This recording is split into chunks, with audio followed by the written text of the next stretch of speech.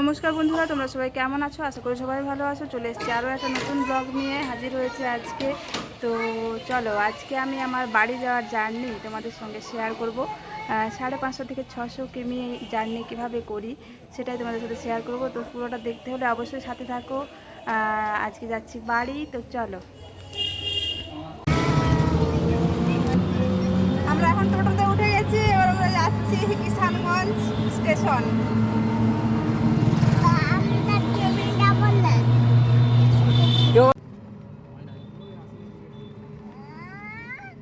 তো আমরা কিন্তু একদম সামনে চলে এসেছি, কিষানগঞ্জে ঢুকবো এবার রেলগেটের পরেই।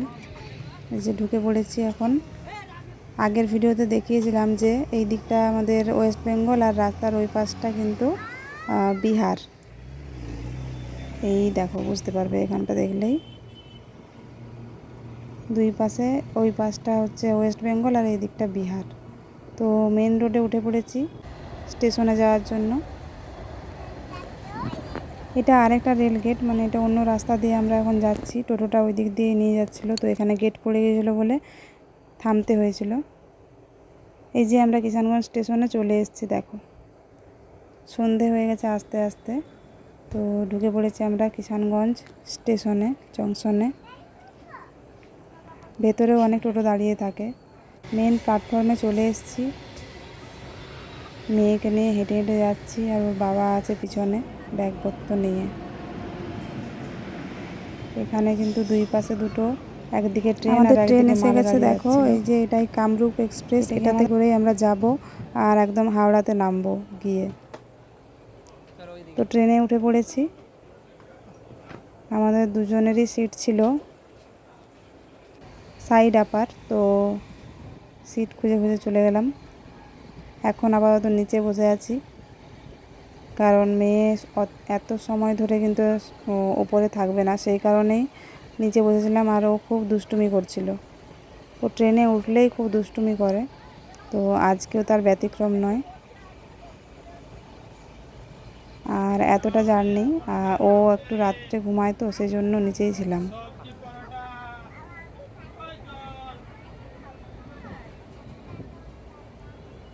আমাদের ট্রেন ছিল সন্ধ্যে 7টায়, কিন্তু ও তো ঘুমায় একদম সেই রাত 11টা বেজে যায়। তো এত সময় ধরে ওকে নিচেই ছিলাম।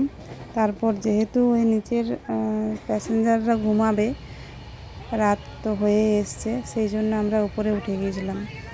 এরপর ওকে খাওয়ানোর পালা, কিন্তু ও কিছুতেই এত লোকজনের সামনে খাবে না, কিছুতেই খাচ্ছিল না। ওর বাবা চেষ্টা করছিল, তাও খেলো না।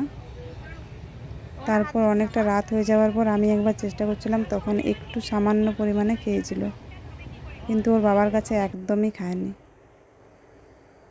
আর আমরা কিনেছিলাম বিরিয়ানি খাবো বলে, তো সেটাই এখন খাচ্ছি। আর ও সেই বিরিয়ানির শসা নিয়ে খাচ্ছে, আমার মেয়ে।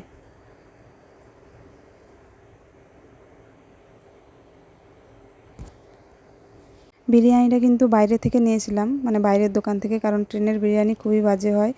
এর আগেও একবার নিয়েছিলাম, তখন ঠকেছিলাম, তাই আর ট্রেন থেকে কিনিনি। আমরা এখন চলে এসেছি কাটোয়া স্টেশনে। আর এখন কিন্তু অনেকটাই রাত হয়ে গেছে, মানে রাত প্রায় 1:30, 1:23 দেখতে পেয়েছো, ওখানে টাইমটা দেখাচ্ছিল। তো ঘুম তো হয় না রাত্রে, তো সেই জন্য জেগেছিলাম আর একটু ভিডিও করে নিচ্ছিলাম। হাওড়াতে ট্রেনের টাইম ছিল কিন্তু 4:40, কিন্তু আমরা ট্রেন কিন্তু আগেই পৌঁছে গিয়েছিল ভোর 4টের সময়। তো আমরা উঠে পড়েছিলাম এবং দেখো নেমে পড়েছি ট্রেন থেকে।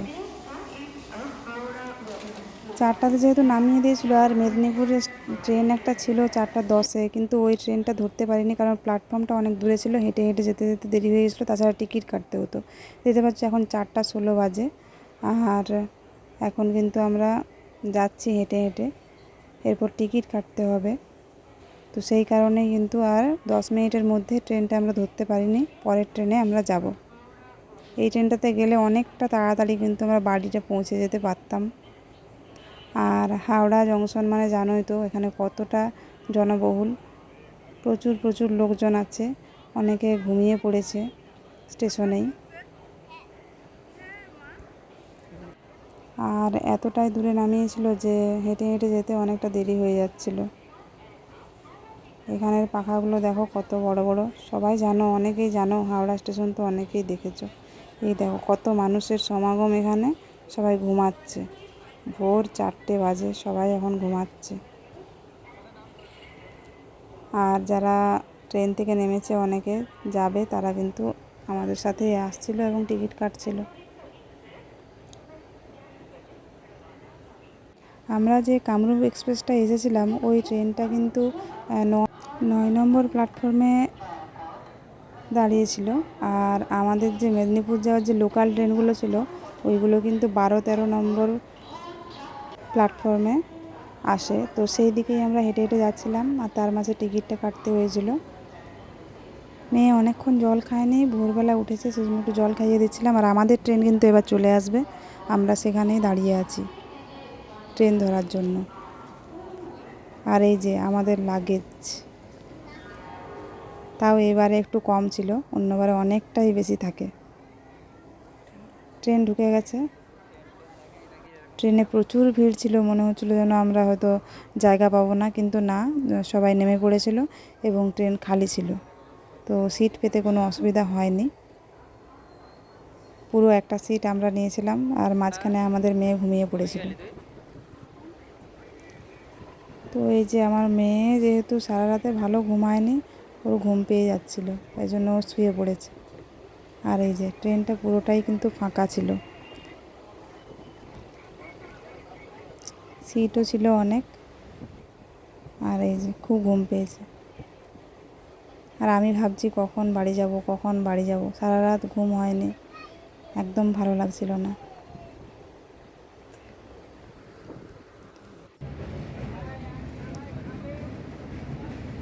তো আমরা এখন, এটা কোথায় যেন, রূপনারায়ণ নদী পার হচ্ছি। দেখো, আমার তো ভীষণ ভালো লাগে এই জায়গাটা, কোলাঘাটে। ভীষণ সুন্দর ব্রিজটা, অনেক বড় নদী, অনেক চওড়া এবং লম্বায়ও অনেক বড়। কোলাঘাট তো তোমরা জানো অনেক নামকরা জায়গা। আর এখানে কিন্তু ফুল যারা চাষ করে, তারা এখানে ফুল বিক্রি করে দিতে আসে, তো ভালোই লাগে দেখতে। এবার দেখো এইদিকে কিন্তু মাছ চাষ করছে, এগুলোকে বলা হয় মাছের ভেড়ি। তো পাঁশকুড়ায় ঢুকছি, যেহেতু পাঁশকুড়ায় নামবো, সেই রাস্তাতেই কিন্তু এগুলো পড়ছে। আর এখন একটু ট্রেনটাতে ভিড় হয়েছে, আস্তে আস্তে যত সময় যাচ্ছে, সকাল হচ্ছে। আর এখানে দেখো ঝালমুড়ি বিক্রি করবে বলে কেমন লঙ্কা কুচি কুচি করে কাটছে, আমরা শুধু দেখছিলাম। ওদের প্র্যাকটিস হয়ে গেছে কেমন, সেটাই দেখছিলাম আমরা। এবার আমরা পাঁশকুড়ায় ঢুকে পড়েছি, এখন আমরা নেমে পড়েছি এখানে, দেখতে পাচ্ছ। আর এই যে সকালবেলার স্টেশন দেখে নাও তোমরা, খুবই ফাঁকা এখন, কিন্তু একটু পরেই অনেক ভিড় হয়ে যাবে। যতটা বেলা বাড়বে তত ভিড় হবে। এখন কটা বাজে? এখন সকাল 7টা, তো সেই জন্য সেরকম একটা ভিড় নেই। এখন আমরা বাস ধরতে যাব, তো হেঁটে হেঁটে যাচ্ছি। এখানে সামনেই, বেশি দূরে নয় বাস স্ট্যান্ডটা, একদম সামনে, তাই হেঁটে হেঁটে যাচ্ছিলাম। তো বাসে উঠে পড়েছি। বাসে ভিড় ছিল, কিন্তু আমরা সিট পেয়ে গিয়েছিলাম, ঠিক আছে। তো সিট পেয়ে গেছিলাম বলে সুবিধা হয়েছিল, কারণ আমার মেয়ে বাসে আরও বেশি, ট্রেনের থেকে বেশি দুষ্টুমিটা কিন্তু বাসেই করে, ঠিক আছে। তো যেহেতু এখন একদম সকাল, সেজন্য অতটা দুষ্টুমি করছিল না। আর এদিকে কিন্তু একটা ঠান্ডা ওকে কিনে দিতেই হচ্ছিলো। এবার ঠান্ডা ঠান্ডা করে ওআরএস একটা কিনে দিয়েছিলাম, ও কিন্তু সেটা বুঝতে পেরে গেছিলো, খেতে চাইছিল না, তাও খাচ্ছিল, একটু একটু বুঝতে পারছিলো, ভালো লাগছিল না। এবার আরও একটা বাসে উঠে পড়েছি, তো দুটো বাস চেঞ্জ করলাম। এই বাসে কিন্তু প্রচুর ভিড়, মেয়েকে নিয়ে দাঁড়িয়ে থাকতে পারছিলাম না আমি, তো ও কিছু করার নাই, ভিড় ছিল। তো সমস্ত ভিডিওটা ওই জন্য করা হয়নি, প্রচুর প্রচুর চেঞ্জ করতে হয় আমাদেরকে, তো সেই কারণে সমস্ত ভিডিওটা আর করতে পারিনি। তো আমরা কিন্তু আমাদের গ্রামের হাটে ঢুকে যাচ্ছি। দেখো দুই পাশে হাট বসেছে কেমন। আজকে যেহেতু সোমবার আমাদের এখানে হাট হয়, তো সেই হাটটাই দেখাচ্ছি। এবার আমরা নেমে পড়বো কিন্তু একটু পরেই, তো তোমরা দেখে নাও হাটটা কেমন হাট বসেছে। এটা কিন্তু আমাদেরই হাট, আমাদের বাড়ি থেকে, এখান থেকেই হাট করতে আসে সবাই। অনেকটাই বড় হাট, সমস্ত রকমের জিনিস পাওয়া যায়, এমনকি কাপড় জামাও দোকান বসে, সেখান থেকেও অনেকে কেনাকাটা করে। আর এমনি বাকি সমস্ত কিছুই তো পাওয়া যায়, সবটা তো আর বাস থেকে দেখানো সম্ভব হলো না, তো সব কিছুই মোটামুটি পাওয়া যায়। তো এরপর আমরা কিন্তু নেমে পড়বো, একদম সামনে চলে এসেছি স্ট্যান্ডের, এবার নেমে পড়বো। তো আমরা নেমে পড়েছি, আর আমার শ্বশুরমশাই কিন্তু আমাদেরকে নিতে এসেছে। আর আমার মেয়ে তার দাদুর কাছে কিছুতেই যাবে না, কারণ সে অনেক দিন পরে দেখছে, এত তাড়াতাড়ি সে যাবে না, একটু সময় লাগে তার। তো সেই সময়টা লাগছে, আমরা হেঁটে হেঁটে যাচ্ছি, একটু হাঁটতে হয় আমাদের স্ট্যান্ড থেকে। তো সেখানে হেঁটে হেঁটে যাচ্ছি বাড়ির দিকে, এটা বাড়ির রাস্তা। আমাদের তো প্রচুর আম গাছ, তার মধ্যে এই যে রাস্তার দিকে যে আম গাছগুলো আছে সেইগুলো তোমরা দেখো, প্রচুর আম ধরে আছে কিন্তু আম গাছে, ঠিক আছে। আর আমাদের আম এখন পেকেও গেছে, পাকা আম খাচ্ছি বাড়িতে এসে। তো এবার আমরা বাড়িতে ঢুকে যাব, চলে এসেছি একদম কাছে। ওই দিকে দেখো ধান মেলা আছে, আমাদের ধান। আর এই যে আমাদের পুকুর, পুকুরে কিন্তু অনেক পানায় ভরে গেছে পুকুর। বাড়িতে ঢুকে পড়েছি, আমার মেয়ের ঠাম্মি চলে এসছে। ঠাম্মি ঠাম্মি করে ঠাম্মির কাছে তাও গেল, কিন্তু দাদুর কাছে একদম যায়নি। তো এই যে বাড়িতে যাচ্ছি, ঠাম্মির কোলে সে উঠে পড়েছে। আর এটা আমাদের মন্দির, আজকে কিন্তু মন্দির প্রতিষ্ঠা দিবস আমাদের, আজকে পুজো হবে মন্দিরে।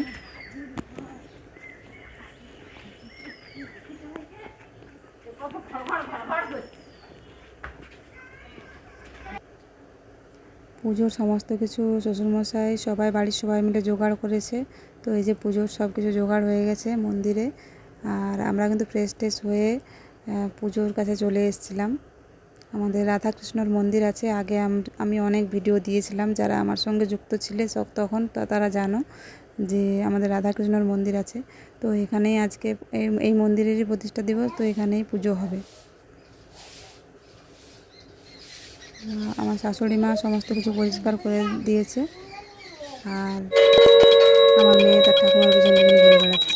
আর এই যে পুজো শুরু হয়ে গেছে, ঠাকুরমশাই চলে এসছে, পুজো হচ্ছে, সবাই আছে এখানে, বাড়ির সবাই আছে, বাড়ির সকল সদস্য এখানে আছে, আমিও ওই যে নিচে আছি।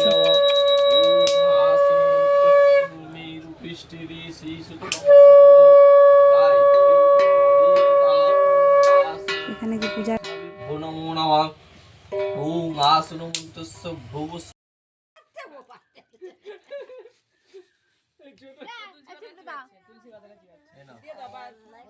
দিচ্ছে বাবা, নিয়ে নাও।